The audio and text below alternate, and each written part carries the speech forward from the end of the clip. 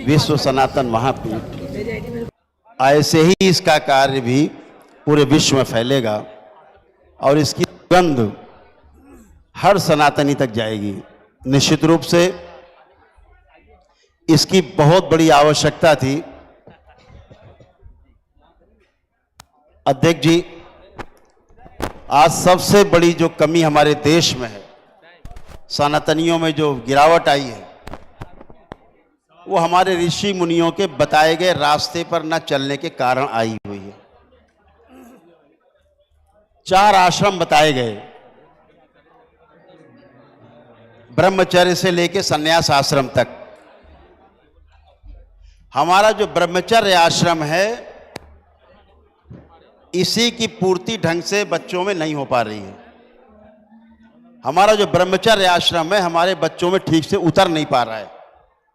इसके कारण आगे के जो 3 आश्रम में प्रवेश है, वो दूषित हो गया है।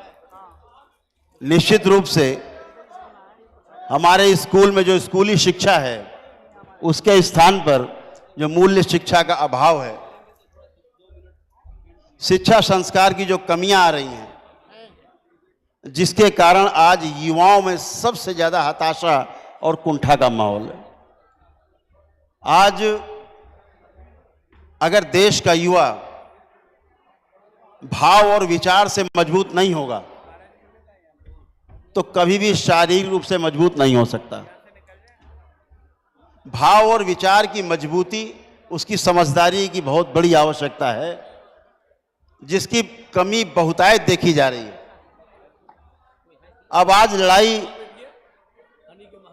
भाला तलवार और गोली की नहीं रह गई है, सारी लड़ाई वैचारिक है।